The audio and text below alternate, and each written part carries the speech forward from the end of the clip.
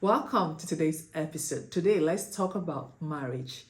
Marriage has 6 stages in my own experience, and if you can make it past the third stage, then you have really done well.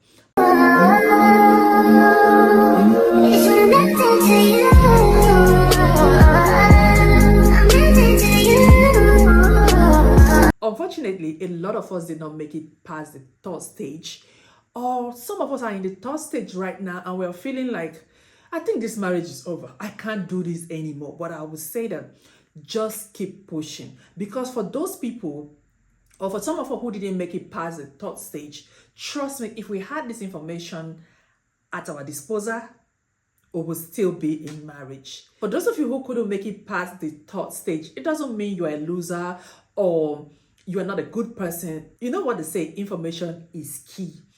I pray that for anyone watching, and if you're intending to get married or you're already married, I pray that this video helps you thrive in that institution called marriage. The first stage of marriage, like I said, in my own opinion, is the dream stage. Is a dream phase. You know, that time where you are full of butterflies, you just imagine life to be perfect, there's no flaw. I remember back then when I just got married, I used to hear people say, or some of my friends would say, oh God, when once I get married, everything would just be perfect. Yeah, there's this expectation that you bring into marriage, thinking that the way you're feeling now in that stage of friendship, courtship, it will be the same. My dear, it will not be the same forever. But that's the first stage. You know, that first 3 months of marriage, first 1 year of marriage, it's just you and that person, and you guys have time to go out. You're just living your dream life, you know. But sorry, life will not always be like that. And in that first stage, love feels so easy. You give it to each other easily. That is because reality hasn't hit yet. So let's see what the second phase look like. The second phase of marriage, or the second stage of marriage, I would say is the discovery phase. That is a time that you see the person for who the person truly is. You see the flaws, you see the wound, you see the insecurity. You'll be like, what is happening? Is this person different from the person that I married the first time? Is this person different from the person that I married a year ago? That person is not different. That is reality just setting in. And that is where maturity plays a big role. That is where understanding plays a big role. And that is when, if you had this information I am sharing right now, before you got married, would have played a bigger role. Because trust me, marriage is in stages. You just know that, you know, when you are, sometime in life, there's back and forth, there's turbulence, and you say, this too shall pass. Trust me, in this stage, this is the time that you will tell yourself that this too shall pass. And you need a lot of patience, courage, and understanding to stay married to that person. But let me put this in.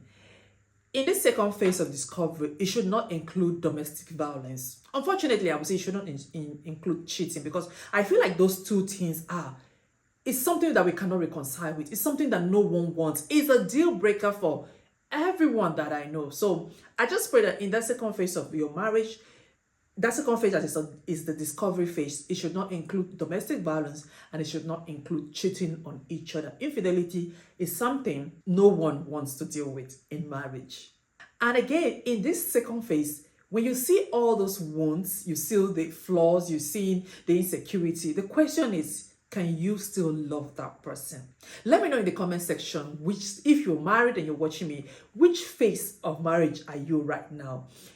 Just let me know and tell me how you're dealing with your challenges. And trust me, if you hold on to God and you keep believing, you will make it past the third stage of marriage. And once you pass the third stage of marriage, I feel that love will come back to being easy again. You know, when that time when you kept loving yourself easily, it will come back again when you pass the third stage of marriage. So let's see what the third stage of marriage is like. The third stage of marriage is a disappointment stage. This one hits hard. As we all know, a lot of us have a lot of expectations from each other, from marriage, everything in life. We all have, in every stage of our life, we have expectations. Just like you tell yourself, when once I turn 20, I'm supposed to have done this. When once I'm in my 30s, I'm supposed to have done this in my 40s. So there are expectations too when it comes to being married to someone. But in this third stage is when the disappointment sets in, and now you're saying, did I marry the wrong person? This is not what I budgeted for. This is not what I planned for. I cannot do this anymore. And that is when that statement I just made comes in. I cannot do this anymore. And that's when a lot of people walk out. Because, see, from the discovery phase to the disappointment phase is a lot to deal with. It's a big blow. It's a big slap on the couple's face. So if you're not overly understanding, or you don't know God and you don't know what the word of God says, or maybe you just like the idea of being married, you did not understand what really marriage is. Sometimes we marry people for butterflies, we marry people for love, and that's why you hear that love is not always enough. Sometimes we marry men who just want to be married. Sometimes a man will marry you just because he knows that, let me marry this girl because I love this girl, so I can keep her to myself. Let me marry this man because all my friends are getting married and I just want to make him my own. But marry somebody who likes the idea of being a husband and a father, not just being a married man. Marry someone who loves the idea of being a wife and a mother, not just being married for being married sake, not just wanting to wear the wedding gown, not just wanting to have a very beautiful hall to dance through, but does that person really know what it means? Does that person know what it entails to be together with someone? Yes, it is in this phase that you guys will start to see yourself for who you truly are, and all your expectation, you're thinking that, oh, if I marry this man, my life will be better. I will travel here. I'll be having vacations here. I'm here and there. Maybe it's in that phase that kids start coming in, and there are lots and lots of responsibilities now. Now you don't have the time to cater to your husband like you used to. You don't have the time to cater to your wife as you used to, because now you will need to provide the money for diaper, for baby food. In short, now you have to rent a bigger house because now kids have started coming.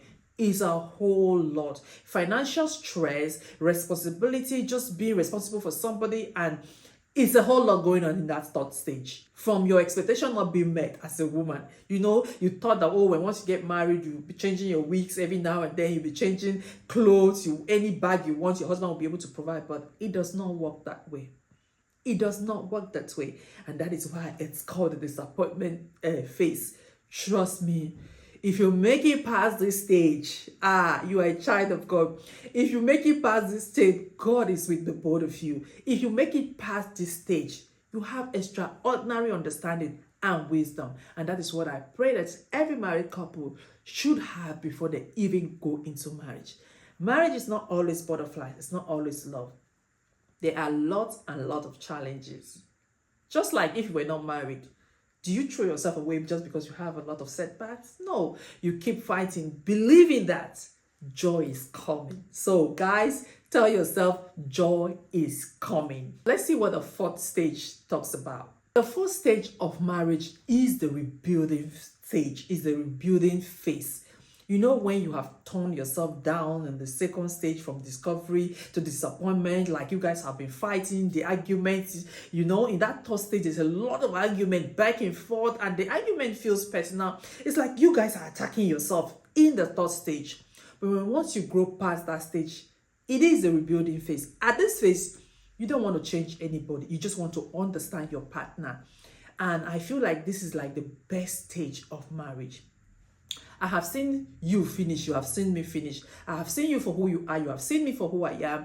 Now it is time for me to just calm down and understand you as well as you want to understand me. So at that stage, we want to begin to understand ourselves. And that is when we begin to set boundaries. So you tell yourself, this is a no-go area for me. This is a spoiler for me. You guys begin to set boundaries and tell yourself what you like and what you did not like, in case you didn't say it in the first stage, because you were full of butterflies. So this time you take your time to understand and relearn each other. And gradually, peace, compassion, and joy begin to fill your home again.